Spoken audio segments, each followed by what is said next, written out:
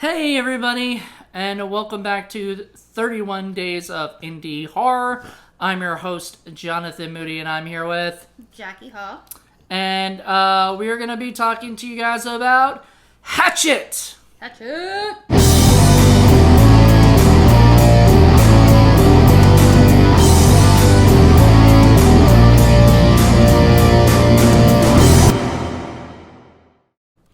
So, Hatchet is a 2007 feature film directed by Adam Green, written, directed by him. He made... this was his first, big movie. I think he had made one other movie, which was a comedy that will never see the light of day, sadly. But I want to. Adam, if you're watching this... and you have your original film that you did, your first feature film, I want to see it really badly. And I bet she would watch it you too. Haven't seen it at all? No, sadly. But it's I've seen the trailer for it and it looked really funny. But anyway, he ended up making this movie, and it was basically a feature horror slasher comedy. It had a lot of comedy in it. But it wasn't a comedy, it just had it in it. Oh, okay, Zeke. Thank you. We have Zeke as our special guest today. So, he's real special. Okay. Okay, we need to move him over the other way. Zeke, All right. say hi and bye. Say hi. Stop looking, you little butterball. Say, ticka, ticka, ticka, ticka. Gotta go. See you later. Frenchies are adorable. All right. All right, moving on. Oh, God. Now they're gonna fight. The two dogs are gonna fight. Whatever. But, whatever. It is what it is. Alright, so, this is your first time watching it. So I thought that was pretty cool. You had never seen it. We had to watch, if you watch the What the Fuck Friday that we just posted recently, she watched, The Babysitter for the first time. And when we were watching The Babysitter, I'd actually mentioned to her the graphics and the violence and the blood spurting everywhere was reminded me very much of this movie, which it's not the first one to do it, but there's a ton of these it's over the top. It's over the top. It's obviously done on purpose. Mm-hmm. It makes it. I think it makes it funny. Yeah, it makes it funny, and sometimes there were times where I think you didn't even want to look, or whatever, because some of the effects were very, very gruesome. But basically, the story is Joel David Moore, who we love from Grandma's Boy. He was basically brokenhearted, and his friends dragged him out to Mardi Gras, and he did not have a good time there. All the while, before then, 2 days before, basically a crocodile hunter, I guess? He was hunting crocodile or alligators, right? He was hunting them. Crocodiles or sea. Okay, so he was hunting alligators and with his son, and then we don't know what happened. So we know the father died, but then it cuts before you see anything else. So then we get to the point where Joel David Moore and his friends are hanging out, and he wants to go do the ghost tour, swamp tours, and so they go and see Tony Todd's character, and reluctantly his friend Marcus, played by Dion Richmond, didn't want to go. Of course, he just wanted to stay there and look at tits the whole time, pretty much.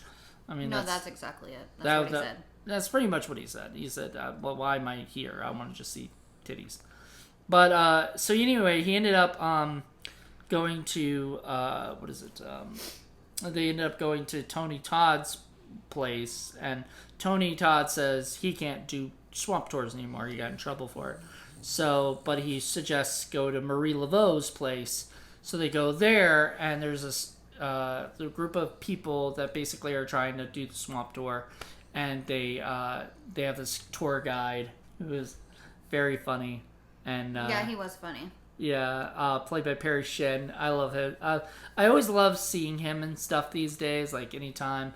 But anyway, one thing. Yeah, so there's gonna be spoilers in here, and one thing I wanted to tell you is Perry Shin, who dies in the movie, he comes back in the sequels. Who's The tour guide. The tour guide. But guess how he comes back in the sequels? As a ghost? No. As one of those other guys? One of the brothers. He mentions that his brother set him up with the tour guide. He has 2 brothers. They're all like identical twins. You know. Oh. So. Okay. That's good. His character was good. Well, yeah, he's sort of funny and you know, Sorta. He's pretty funny. He was funny. He was pretty funny. He was probably one of my favorite characters in the movie. Yeah, I liked him And Marcus. Marcus. Yeah, and you also like the girls. I think you laughed a lot at the stupidity of the girls and stuff. Yeah, I mean, whatever. I mean, it's your typical dumb chicks in a horror movie like type of humor. Just, I mean, some of the lines were funny, but I mean, obviously, like it's been done like a million times. It was definitely like if you like that kind of movie, then you're gonna like it. Oh, you like those dumb blondes who just are gonna get killed pretty much because they can't figure out. You know, I think people have been trying to think of like an idea of how to make a movie where the dumb blonde actually lives, you know, through it all. I'm sure that there's one somewhere. Yeah, somewhere. But why does the blonde always have to be dumb? She doesn't have to be. Actually, that brunette was pretty dumb, too. Yeah, the brunette was pretty dumb. And, yeah, I think those are the only 2, like, dumb characters. Yeah, because they were shooting, for beavers, what? Bayou Beavers. Bayou Beavers. With Joel Murray, who is actually the brother of Bill Murray, I believe. It looked like they were doing, what was that bus that used to go around? And they made, like, so much money off, like, young chicks showing their breasts on, like, spring break and stuff. Girls Gone Wild. Girls Gone Wild. Yeah, no, that was, I think that was the idea. Yeah.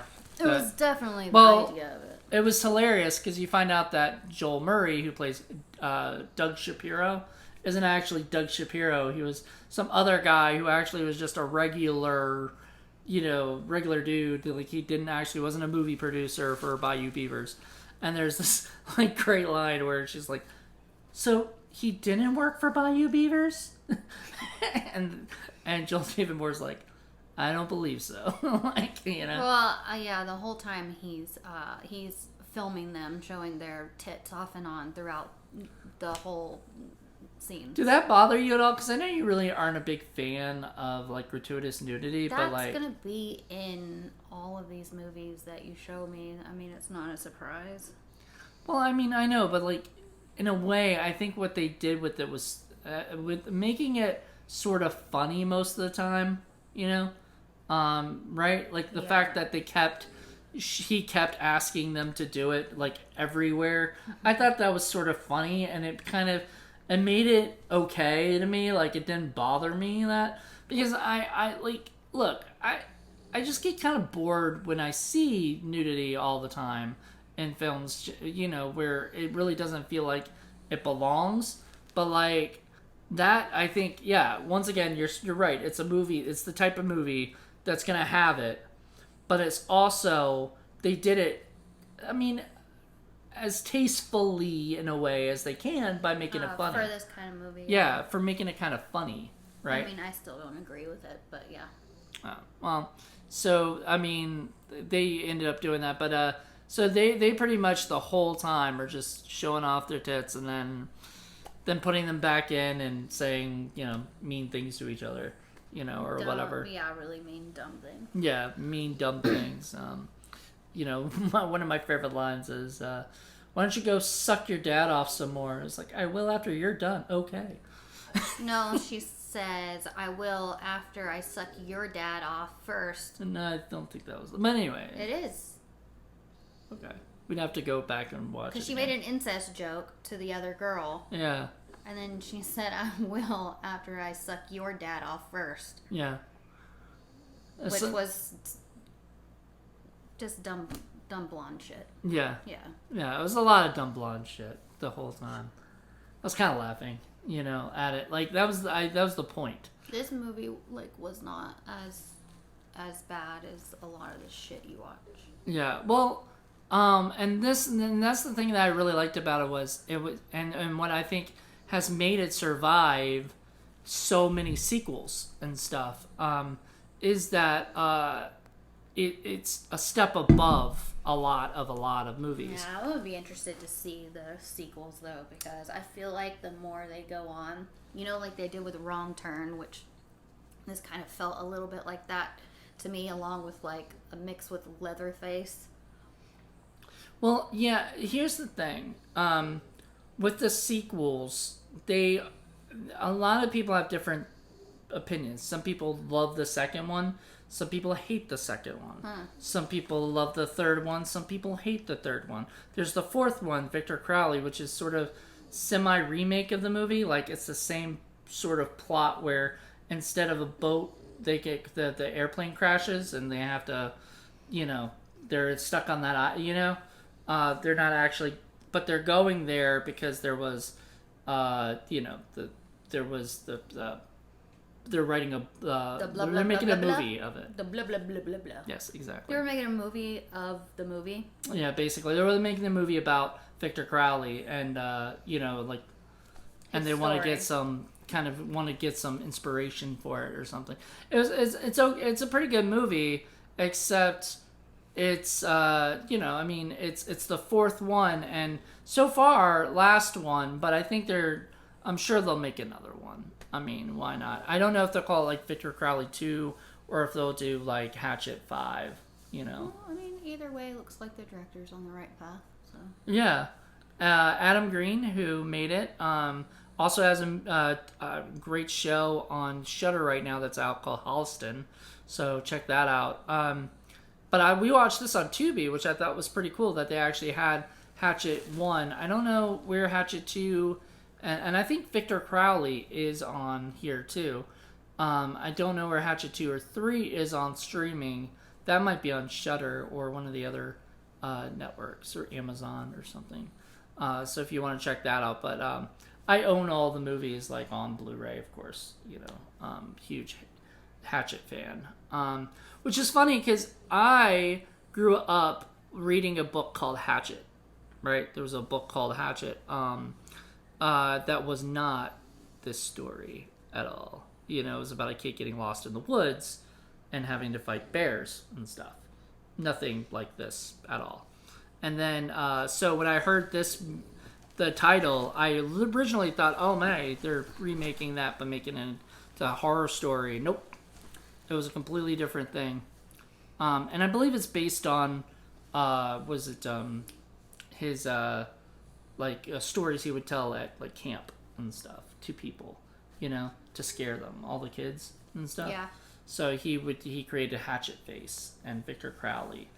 Another interesting thing that I figured out that is not there's a line in Ed Wood, the movie Ed Wood back in 1994, that Bill Murray mentions a character named Victor Crowley. And I always wondered, how does that, because that's not a typical name you hear, Like, how did Adam hear that name, or did he come up with it himself, and it just happens that was in that movie? I don't know. Google it. I don't know if that's something that can be Googled or not, but we can find out. Why don't you just ask him? I would love to. I'm not really on friends with him or anything, but hey, Adam, if you're checking this out, comment below. Let us know. Let us know. The other thing that I really liked hearing was Kane Hodder, who plays Victor Crowley, really liked to scare the shit Did out he of... also play the dad of Victor Crowley? Yeah. Okay, because that's why I was confused when you were like, that's Kane Hodder, and you were talking about Victor Crowley. I was like, what?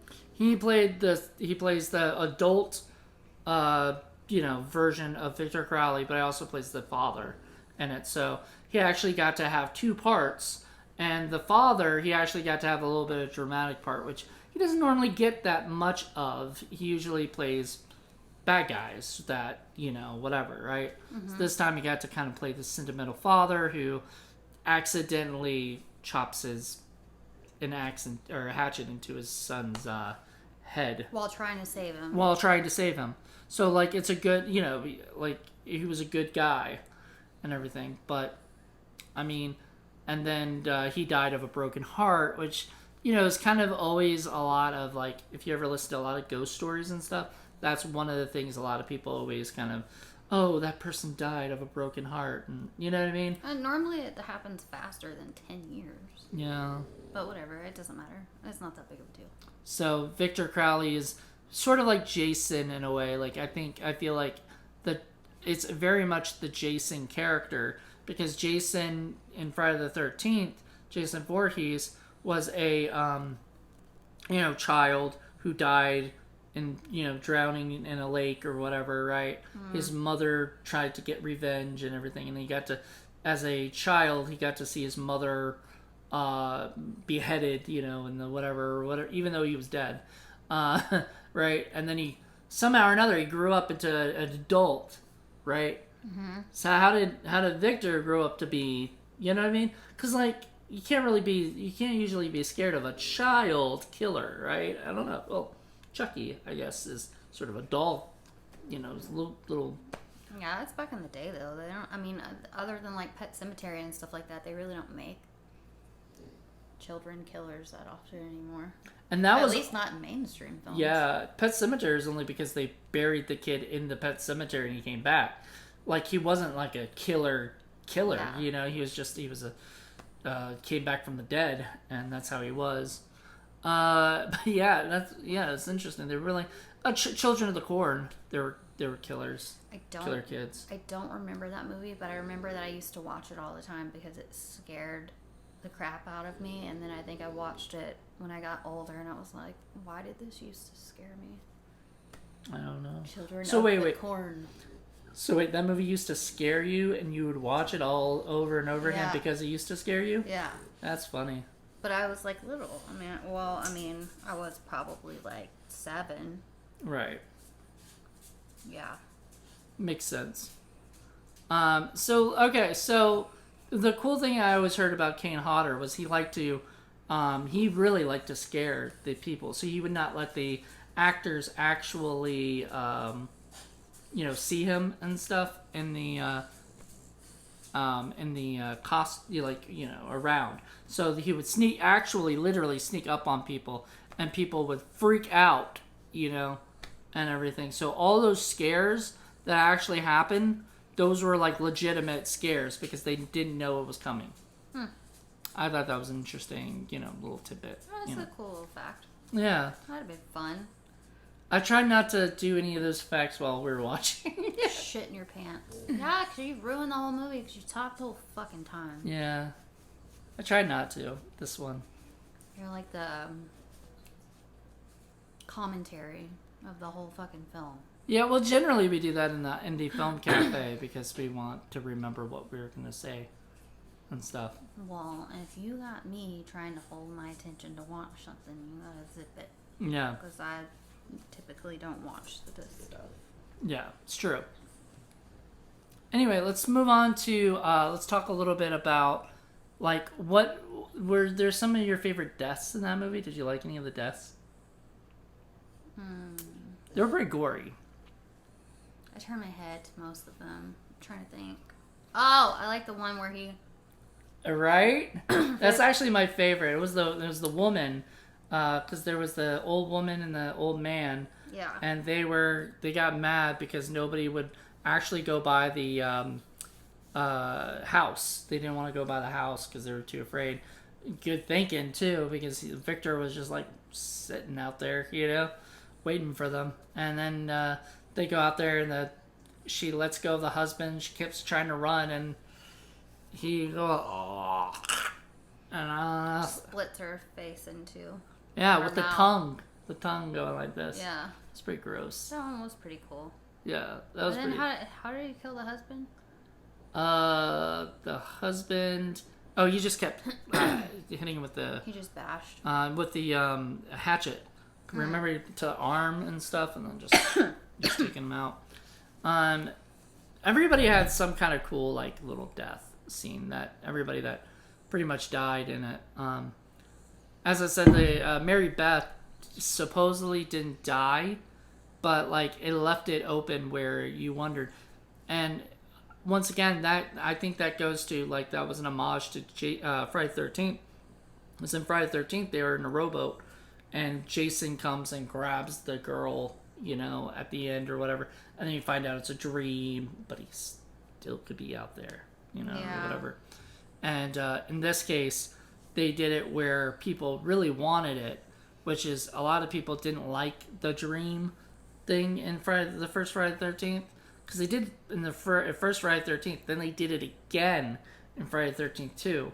So a lot of people, like a lot of like diehard Friday the 13th fans, hate that. So this was sort of, I think, kind of a, hey, we're gonna do it a little better, but we're still gonna kind of leave it open where you don't know whether or not she died or not. I think you got the biggest confused look because you're like, that's it, Well, it looked like everyone fucking died. Right. And then you said there's like 4 sequels, so I was like really confused. Yeah. So there's Mary Beth and then she got replaced by Danielle Harris, and I think it was a scheduling error if I'm correct. I could be wrong, but I don't really know that much into it. But they ended up getting Danielle Harris for the second one, and the third one, and she did phenomenal. But the girl who plays Mary Beth in the first one, Tamara Feldman, was wonderful in it too. I enjoyed everybody in this movie. I don't think there was anybody who was a bad actor, or whatever. Even like the smaller roles, all of them were pretty funny. Yeah, they did a good job. Yeah. Let's see. Oh, and when you get to meet Mary Beth for the first time, and you love that line of like, that's a nice coat. I don't know. I like you have 2 first names. That's cool because most people only have 1 first name. That's boring, Ben. You've got Mary, and you got Beth. Mary, Beth. 2 names. The other thing I always noticed about Adam is he reuses a lot of the same lines, or so. Like, there's that line where the main guy keeps calling his wife Lovekins, know. Oh yeah. And that was actually Joel David Moore says that in a short film that Adam Green did. It's like, here's I got a bunch of I showed you that one, the one where he's has all those treats. He went trick or treating. His wife didn't want him to go trick or treating. Oh yeah. And stuff. And so he's like, I've come back with the goodies, Lovekins. Right? And I'm like, so after, because I didn't remember that from Hatchet. So after rewatching it and hearing that, I was like, oh, okay. So he tends to like it's a lot of like lines. his thing. Yeah, and the other line that he used in that short film that we watched and Holliston is the buttery and fingery lines for Butterfinger. So he likes to reuse a lot of his same lines or whatever. I think it's like a way for people who have seen the other movies to kind of acknowledge it, and they're also probably just waiting for him to say it. Yeah, or whatever. Like, if you're talking about Butterfingers, you're saying butter and it's so fingery. It's kind of funny. It is. It's hilarious. So this was the first one that Adam Green did. After this, he did Hatchet 2 and he did Frozen, which is a great movie. Not the Frozen with the, obviously let it go. Just let it go. That was actually made after the other Frozen. So it's funny that, it's a easy title to kind of make, right? Or whatever, but like, so whenever you say, oh, my favorite movie is Frozen, if you're a horror fan. What happened well, this isn't about Frozen, you can tell me later.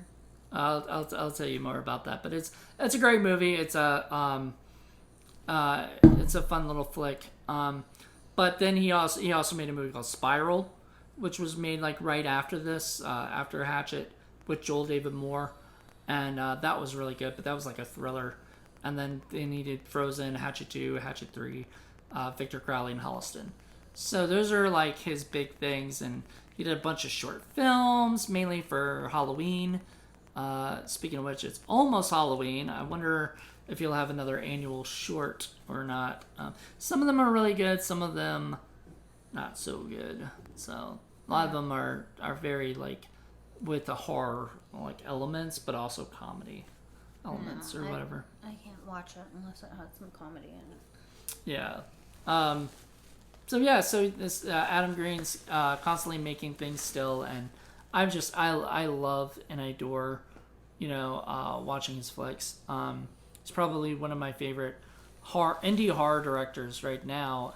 He also has a amazing podcast called Movie Crypt, which I donate $3 to their Patreon.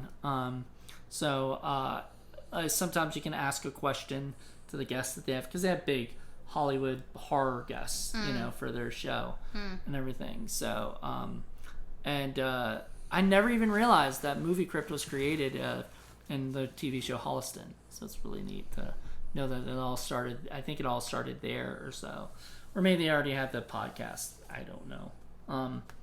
Anyway, there's a lot of I don't knows that you can, I don't know. You can question things. I could probably Google. I could probably Google a lot of this shit. I just didn't before the show. Shoot fly, don't bother me. All right. There's a fly. I imagine. You imagine. Who'd have thunk? Who would have thought? You think? You think?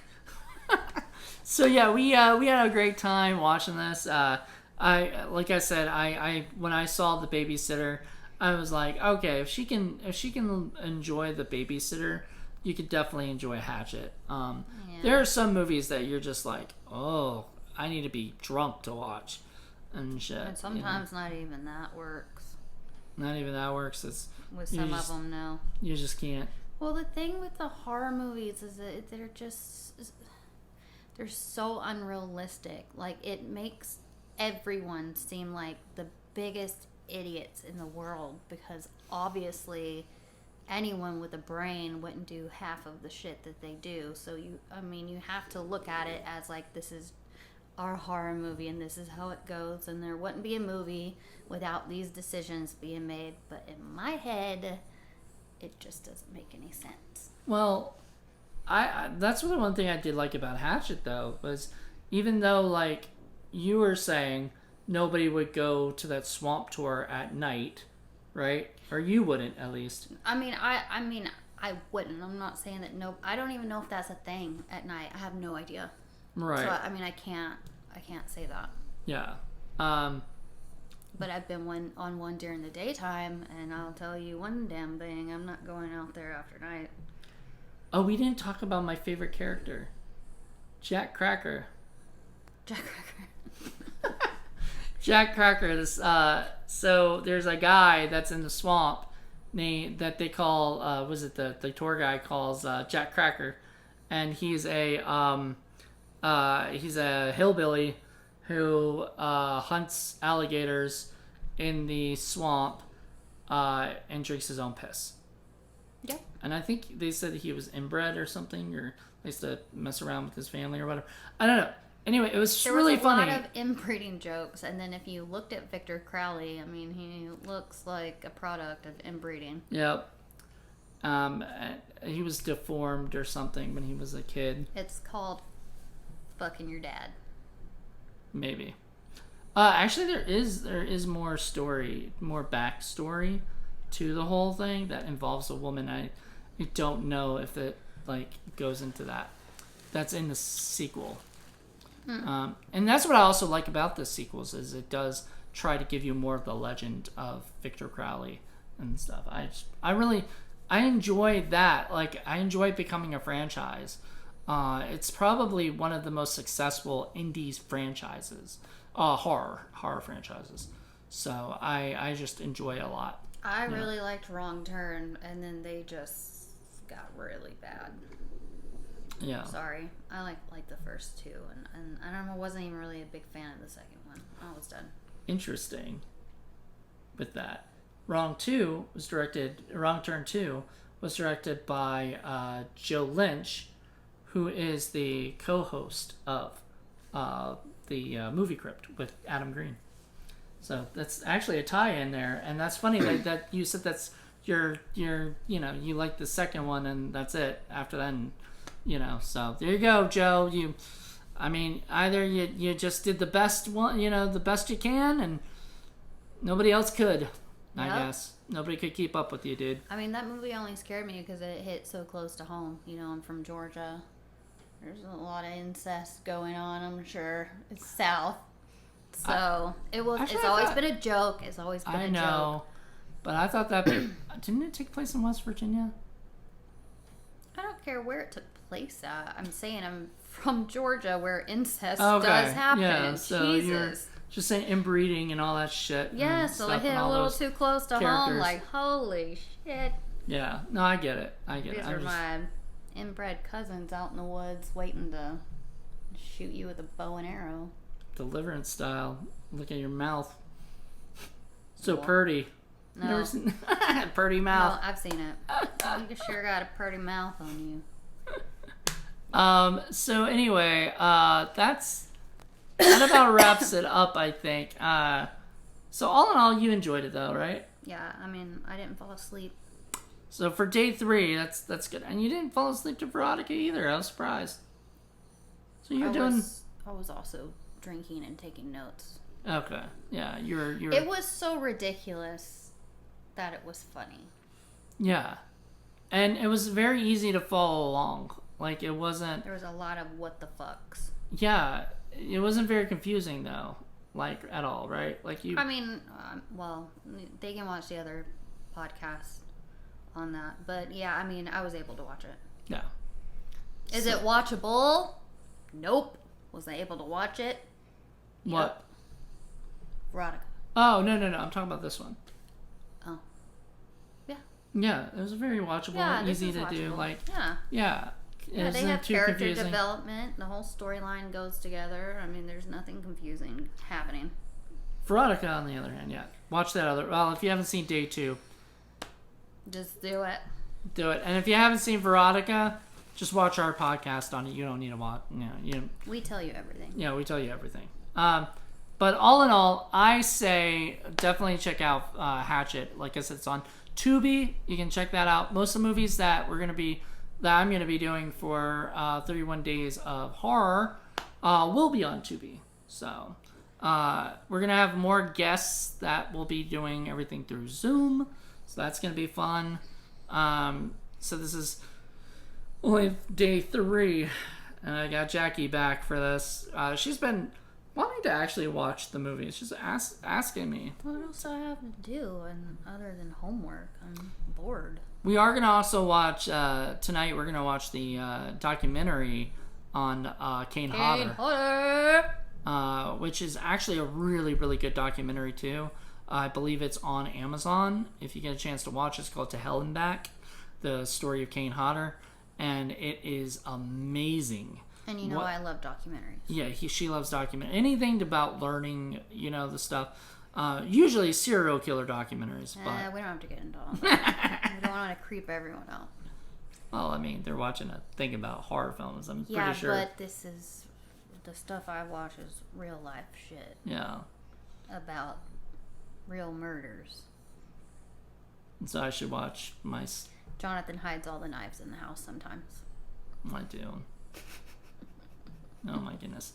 All right. Well, thank you, Jackey, for watching this and enjoying it, and thank you guys. Thank you, Adam, for making it. Honestly, I got to interview him back in 2007, I think, when or so. When this was made. Yeah, like right after this was put out. I got to interview him. It was like right after this and Spiral had both come out about the same time. I got to interview him, and I was disappointed because it wasn't because I didn't do a great job interviewing, and I was so new and everything. So if I ever get a chance to interview him again, I'll be more up to speed on everything that he's pretty much done. Do it on a Zoom. It'd be better in person, but with all the COVID nonsense, whatever. Yeah, we don't want to wear masks and do all that, but sometimes you gotta, Sometimes you gotta. Gotta do what you gotta do. So anyway, if anybody from the Hatchet series wants to do a podcast with us and an interview, please set it up. indiefilmcafe@gmail.com. Also, if you guys enjoy this, subscribe, and also check out tomorrow's one that we're going to do. We're going to do one every day, 10 o'clock Eastern, or no, Pacific. It'll come out, so just get ready. We're on the West Coast, remember? Yeah. Well, on the West Coast, so check this out. We've got a lot of stuff coming to Indie Film Cafe, so definitely check everything out that we're doing, and let us know what you guys think. What are you laughing at? Murder! I'm sorry. Okay, I'm done. This is how we're gonna end everyone from now on. All right, I see how it is. If you didn't get that, you gotta watch. You gotta watch Veronica. Yep. Because it's on there. It's not. Even though I wanted to take it off. Yeah. You know, badly, but whatever. It's so dumb. Anyway, thank you guys so much for checking this out. Once again, let us know what you guys think. If you guys have a good time watching this stuff, let us know. Also, we've already got pretty much everything already planned for all of the 31 days. However, if there is something you'd like us to review, we have a Patreon that Paul and I are doing, and we are looking for people who want us. If you donate $1, you can actually suggest something for us to watch and review. So there you go. Donate $1 at our Patreon link, and all the other links. We got a Indiegogo going. So, and actually, we just announced another project that we're going to be talking more about, that Jackey and I are both involved in, called Man Cave. So that should be announced. So we got a lot of stuff going on. A lot of stuff. $1 hair. Donate it. Donate $1 hair. See you guys later. And see ya. Bye. Bye.